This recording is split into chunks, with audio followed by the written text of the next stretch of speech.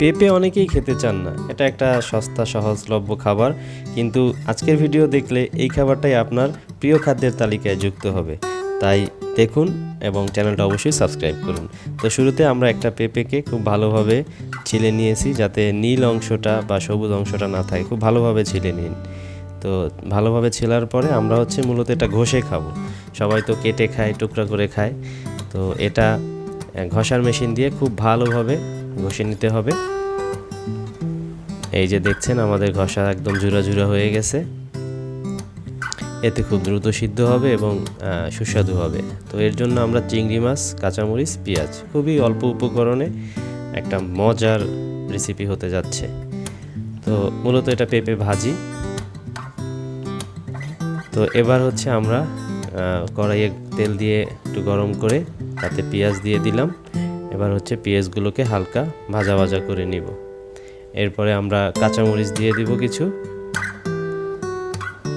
ভাজিতে একটু পেঁয়াজ রসুন বেশি দিতে হয়। তো এবার আমরা চিংড়ি মাছগুলো একটু দিয়ে দিলাম ভাজা ভাজা হওয়ার জন্য। এরপর একটু কালারের জন্য হালকা হলুদ দিয়ে দিলাম, আর লবণ। ব্যাস, খুবই অল্প কিছু উপকরণ। এবারে আমরা সেই ভাজা মশলার ভিতরে আমাদের পেঁপের ঝুরাগুলো দিয়ে দিলাম। এবারে খুব ভালোভাবে মশলাগুলো মাখিয়ে নিচ্ছি। তো ভিউয়ার্স, এ ধরনের যেসব খাবার সহজে সিদ্ধ হতে চায় না বা খুব একটা সুস্বাদু হয় না, সেসব শক্ত সবজিগুলোকে এরকম ঝুরা করে বা ঘষে যদি আপনারা ভাজি করেন, সেটা খুবই দারুণ টেস্ট হবে। আর সাথে যদি অল্প কিছু চিংড়ি মাছ দিয়ে দিতে পারেন, তাহলে তো কথাই নেই।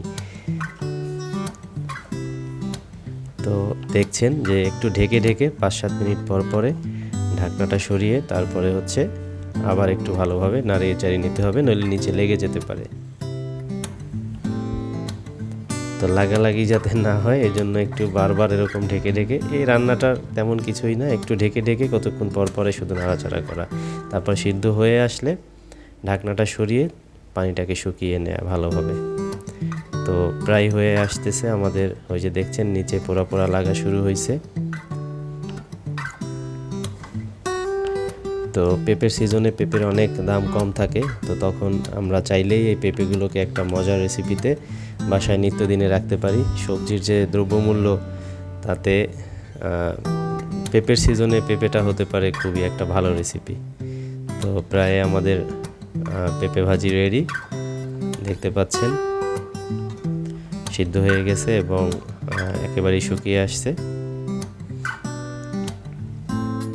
কালারটাও দারুণ হয়েছে। এবারে এটা আমরা খাওয়ার জন্য পরিবেশন করব। তো এই যে দেখছেন একটা পেঁপেতে পুরা অনেকগুলো এক বাটি পেঁপে ভাজি হয়েছে।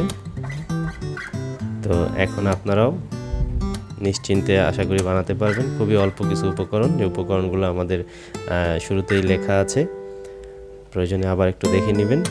আর এতক্ষণ যারা দেখলেন, অবশ্যই আপনাদের সবাইকে ধন্যবাদ। এবং আমাদের চ্যানেলে অসংখ্য এরকম রেসিপি এবং বিভিন্ন প্রোডাক্টের রিভিউ ভিডিও আছে, সেগুলো দেখে আসবেন। তো এতক্ষণ আমাদের সাথে থাকার জন্য ধন্যবাদ আপনাদেরকে। আর অবশ্যই চ্যানেলটা সাবস্ক্রাইব করতে ভুলবেন না। Bye bye.